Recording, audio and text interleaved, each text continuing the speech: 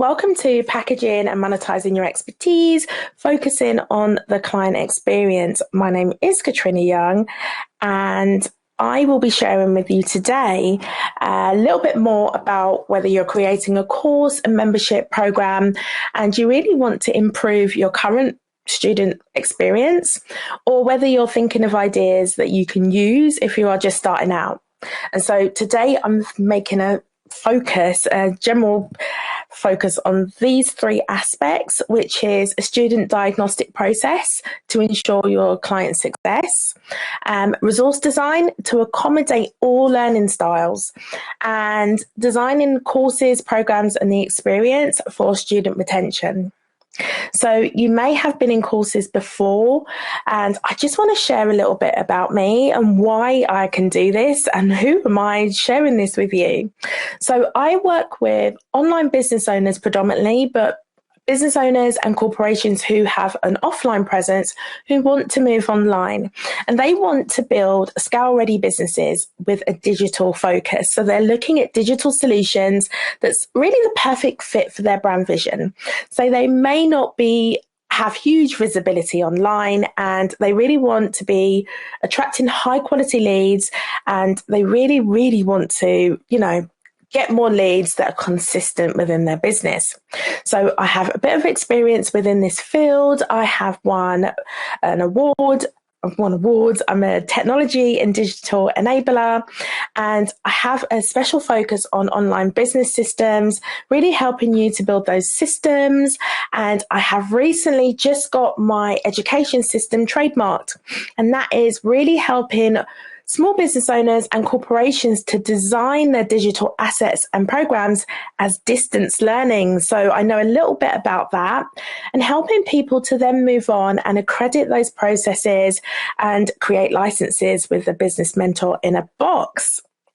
And so I generally support clients to, train their teams. I work with corporations with that framework and that process. So that's a digital strategy or a digital transformation with online marketing systems. And I've worked with clients, and I've been featured in Psychologist magazine, Forbes, the Radio Times, and I really just help you to plan and create that solution to achieve digital business growth. So that's all about, and this isn't about sitting on a beach. This is really to adapt and suit your lifestyle. So you may be someone who is over 60 that really wants to get to grips with having some kind of consultancy online. You may be someone who is, millennial. You may be anybody that wants to really package your expertise as online consulting. So in this session, I will be sharing best practice and my lessons learned. I don't believe there is any way better than anyone else's. All experience is great.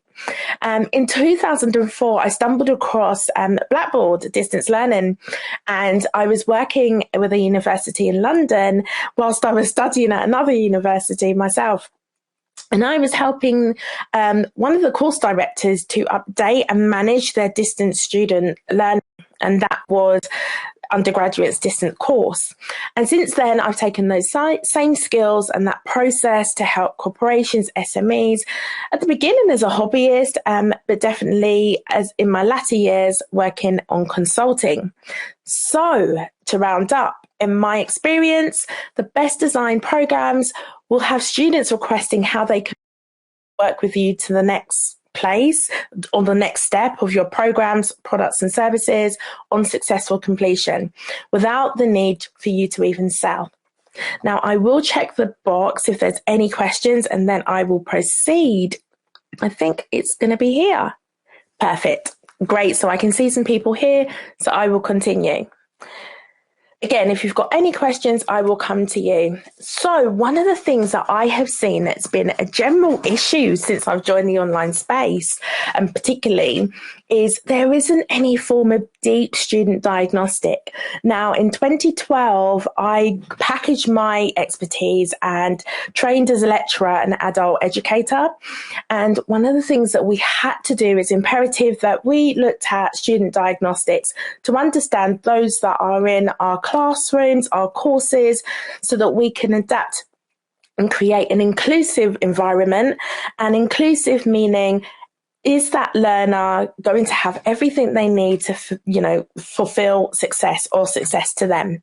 So I often ask business owners, do they have a student diagnostic process to ensure that learner success? So that could mean that I've seen people do things like interview and not just allow anyone onto the program, meaning that you understand and you have communicated any prerequisites. So they may need to have a certain education level to work with you, or you're just able to understand if someone may not be able to turn up to all sessions, so you can provide them with that recap. It's about being inclusive, and it's also to ensure that if you don't have all of the necessary and appropriate skills to teach them, that you can refer them on, or you have the appropriate skill set within your team to support that person. Do you have the process to then record or refer them on to someone else? So I'm talking about within my courses, if someone has flagged up that they may have a mental health issue and I am definitely not trained within that field, I can recommend them on and have them have the appropriate support to complete the course. It doesn't mean you are turning anyone away, because you have to be inclusive, but you're certainly putting the right things in place to ensure their success. Is there a prerequisite to take your course? Again, there's been no diagnostic, no one kind of telling me, Kat, to do this course, you may need to invest in this software. And that's one of my real bugbears, that I sign up to a course and they are perceiving many people being at their level, meaning that you may have the team to implement. So that's one of the things that I always do when working with someone is say, do you have support for maybe 2 to 3 hours to implement what we learn? Do you have the funds available to invest in the software which you will need once you've worked with me? So something like that. Think about your course, think about your program, and just add it as like a Google Forms. Something as simple as that, that just lets them know the diagnostics. So diagnostics meaning that you are taking them through the steps and the things that they will need to complete your course. And then now it is becoming the law. And I think there's a lot of websites that are not inclusive and they don't have accessibility. But have you taken inclusive and diverse things into consideration? So when I held events in London, I would make sure that, there was access for wheelchairs, or there was access if someone needed to leave early because they had to get back. And have you taken into account assistive technology, as well as people using mobile devices, or even people having slower networks during this time? So I came on a couple of times because we're home learning and some people don't have access to the internet. So really important to think about technical considerations. And another thing that sounds so daft and most people think, actually, it's not my problem, but it is have you checked that people can actually access the programs? There's this massive thing with a new social media platform called Clubhouse, and many people are complaining that it's only available on one platform. So, are you not being inclusive? Are you offering fear of missing out, or are you making sure that you're thinking about everybody? So the next step I want to look at is designing courses and programs and the experience for student retention. So usually people are thinking about getting people in the course, selling their products, selling their toolkits, whatever you be, and that's it. You deliver, you go through all that laborious kind of work, and it's just the launch. But I want you to think about that continuity with that person that you've touched. And actually, that's just the beginning of the cycle in the customer product suite for them and for you. So when we're thinking about student experience, we want to be thinking about things like providing an informative onboarding opportunity. So I was thinking about doing some PR with a company, and they had this experience, which is the membership tour. It was awesome. And I'm certainly making sure that I go that deep into my program. They showed people the different topics, the modules, and what they could expect whilst being on the program. Do you provide a feedback loop to support successful completion? So I've certainly been in massive masterminds and courses where I've been taking part, and I've certainly just felt like I have just, I've just not even been seen. And I know that sometimes people talk about paying to play, but I think it's really important if you touch someone and they know that you are actually with them, they understand that they're in your program, they feel like they're a stakeholder. And for me, what I've done is create a student bot. So the student bot allows them to kind of go away to the side, and you don't have to do that. You may have a forum, you may have a member of your team. It could be something as simple as just a support email that says, if you're having these issues, please email us, with this being your email subject heading. And do you design inclusive curriculum? Now, I know that sounds crazy, but is it inclusive for them? Meaning, do you tell them if this doesn't help you, we've got additional support that can help you? Sometimes when I've worked with clients who've done evaluation, there's been feedback such as, it just didn't feel for me at my business level as a beginner.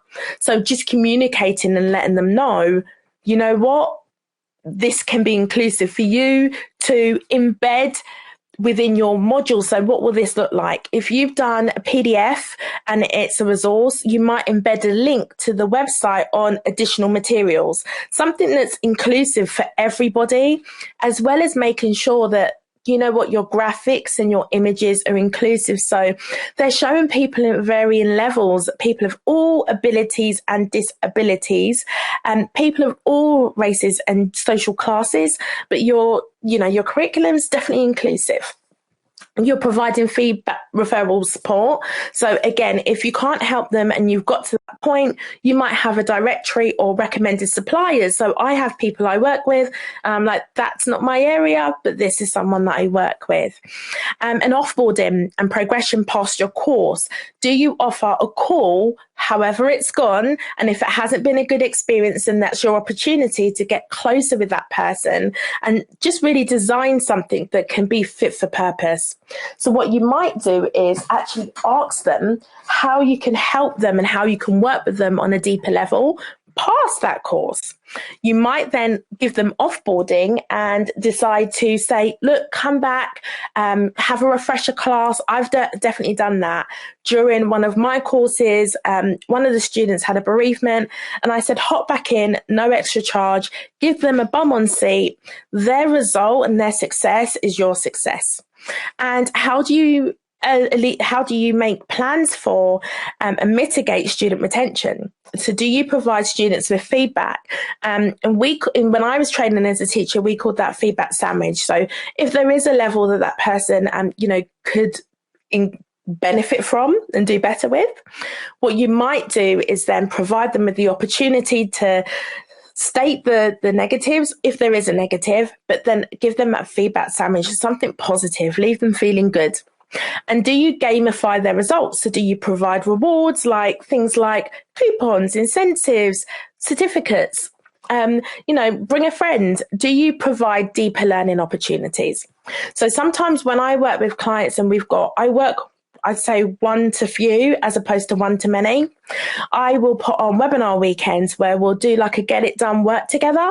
So I'm offering just that deeper, learning opportunity that isn't curriculum focused, but rather focused on them and their hiccup or their challenge or their growth wherever they are. And do you provide opportunities? Some people just want to get it done and they don't want to go through learning everything. So for me, what we've been doing is I've been working with a lawyer recently to really white label the business. I did Business Mentor in a box so that they literally get that box to set the business up, which means that they're moving past any haphazard mistakes or anything that can hold them up.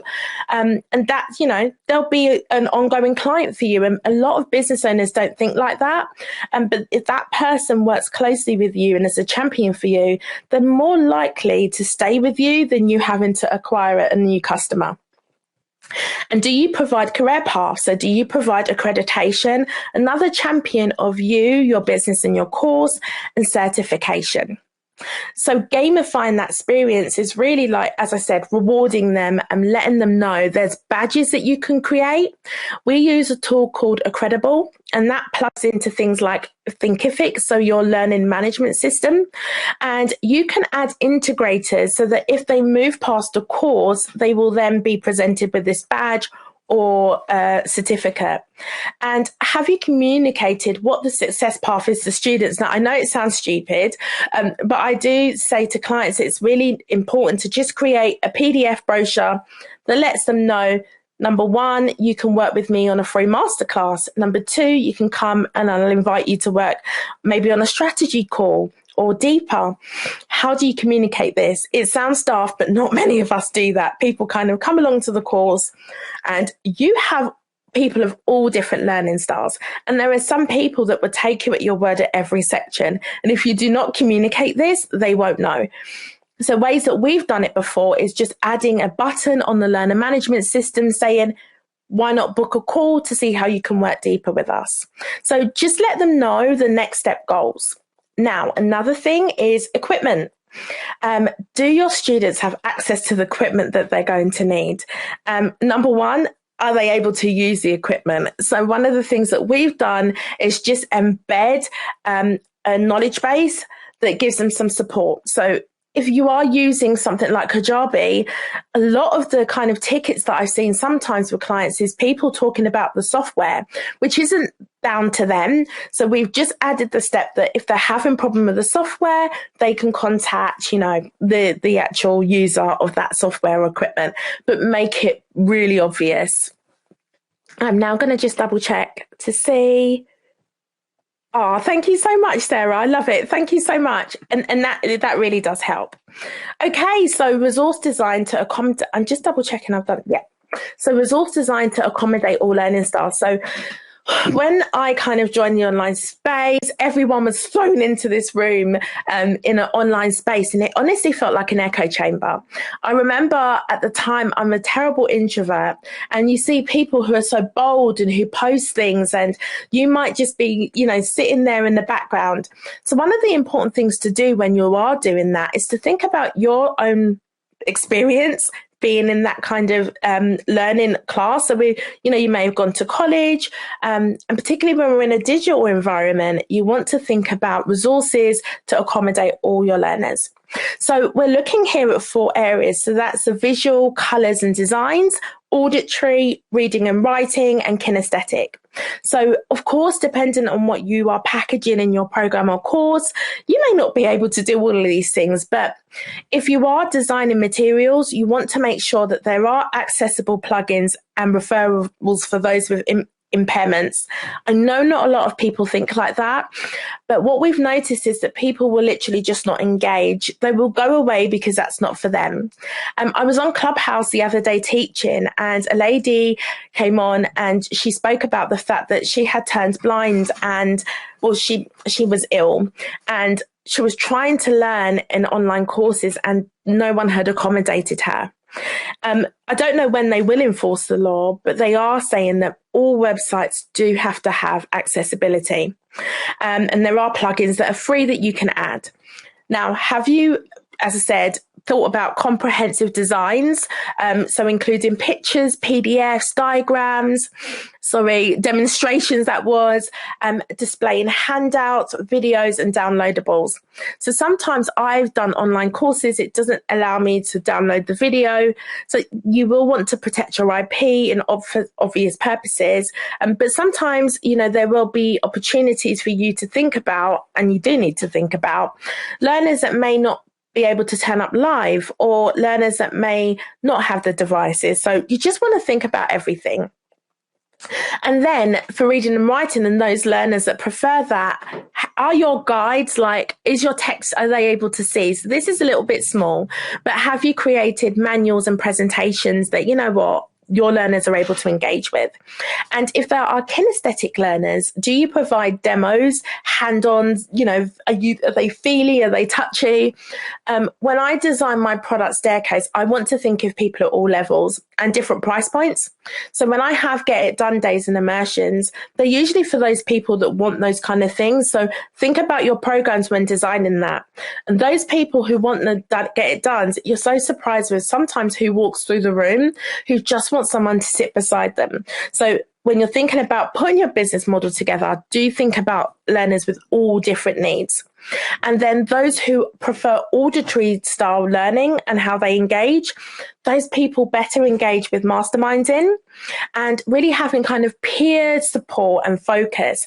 And then do you then quiz those people and ask for formal summaries just to anchor the learning?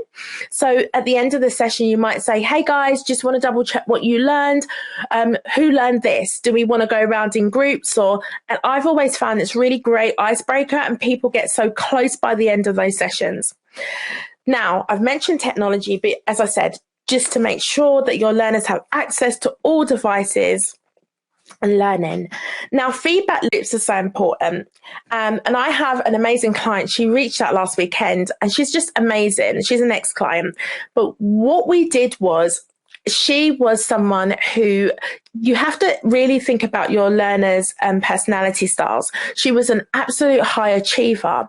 And what we found was in this feedback loop that allowed them to come one-on-one, she did not want to fail.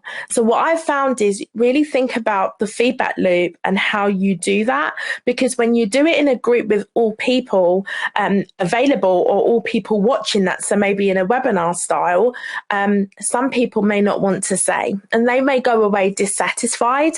So think about how you review and how people report their progress. Do you provide summaries and check-in emails? So it may be as simple as sending an email out, an email blast, and asking people to independently respond and say, are they having any troubles? Have they got any, challenges and how you can help them? And then how do you assess? Because what I found is when you provide assessment, it actually allows people to be like, oh, okay, well, I've realized now because you've given me this feedback, I need to loop back into the curriculum. There's something I've missed. There's a resource I need. There's deeper learning. And you might do something as provide exams. So what I do or don't do, I don't believe that there are any hardcore set things, but these things I found really helpful. So do evaluate and survey. Do be open to new ideas and keep up to date with market trends. That's why I'm here. That's why I put this on. I was discussing this with a client and she's like, Kat, you don't talk about this. Get out there and talk about this. It doesn't mean I'm making it like everyone else does with like long webinar style. I know that to hold someone's attention, by 20 to 30 minutes, they're gone. So I want to be flexible. I want to be agile. And I wanted to develop this resource. So this will be available as a resource on SlideShare. And I will revise and update this. Don't overload the curriculum. I want to get everything in. You kind of attach your self-worth with the result, and we shouldn't do that. You want to make sure that you create clear, concise content, and never just sell and then don't revisit the program again. There are great opportunities to revise, update, and of course, please don't be too hard on yourself. So your learner and student success is your free marketing, in my experience. Things that you want to consider for learners and students, as I said, as a summary we've discussed today, student diagnostics, resource design. I'm going to check the box now. Thank you so much. I really, really appreciate you attending. This will be available as a replay. Thank you so much, Sarah. If anyone's got any questions, I will double check. So as you can see, I have provided on the polls a question. If you've got any questions, do let me know. I've also given the waitlist. So this will become a toolkit that you can download as a training, and I'll be happy to support you. And if you sign up to the waitlist, you will know when it comes out. You'll be the first to know. And I will give some time for Q&A if you've got any questions. And if you do have any further support, you can see it on the screen here. This is the waitlist. Hey, thanks for watching. Now remember, on this channel, I share all tips, tech, marketing, business, sales funnels, lifestyle, everything to help you to start, grow, and scale your business. Thanks for your time. And again, if you would like any topics, do not hesitate to contact me below. Thanks again.